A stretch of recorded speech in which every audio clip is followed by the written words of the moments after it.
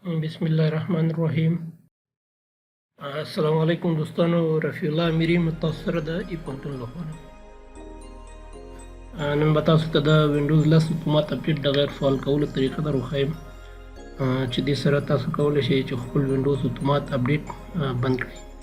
او یو خبره په یاد ولرئ چې د وینډوز اپډیټ کول تاسو سره تاسو د وینډوز په سکیورټي کې، د وینډوز په سپیډ کې او د پروګرامونو په فیچرز کې تاسو سره مرسته کوي. نو په لحاظه که چېرته ستاسو وینډوز احیانا چېرته سلو کېږي، تاسو بیا کولی شئ چې خپل وینډوز مینوال اپډیټ کړئ. نو راځئ دوستانو یو په یو باندې تاسو ته ښیم چې څنګه کولی شو موږ خپل وینډوز اپډیټ آف کړو. رن کې به ولیکو services.msc دغه ایکسټینډډ به سلیکټ کړي. دلته راځو وینډوز اپډیټ به پیدا کړو. دغه ده دلته وګورئ الریډي څه دی رننګ دی. ډبل کلیک ور باندې وکړئ، مینوال به انتخابي سټاپ،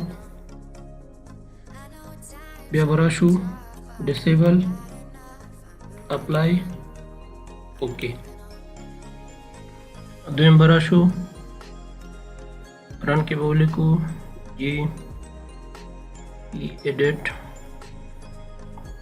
.mec یعنی ګروپ پالیسی ته بلو. دلته به راشو کمپیوټر کنفیګریشن administrative complete windows component. آخر کې وګورئ windows update دې باندې چې کلیک وکړئ standard configure automatic update دې باندې ډبل کلیک وکړئ not configure disable apply اوکې. یو خبره په یاد ولرئ دوستانو چې ګروپ پالیسی په هوم ایډیشن کې نشته، صرف پروفیشنل انټرپرایز ان ایجوکیشن ایډیشن کې اویلیبل یا موجود دي. دریم به راشو رن ایډیټ یا رجسټري ایډیټر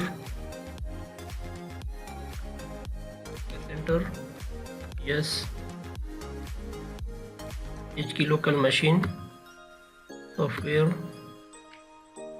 بیا policy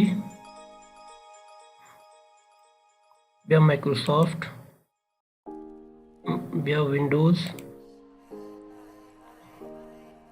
به کلیک کو په وینډوز فولډر باندې رائټ کلیک نیو کی دلته ورته ولیکو وینډوز اپډیټ پریس انټر.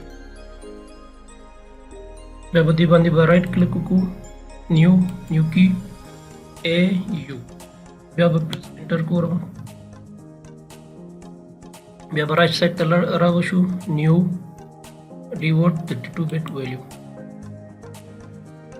کې به دې ته به ولیکو نو auto update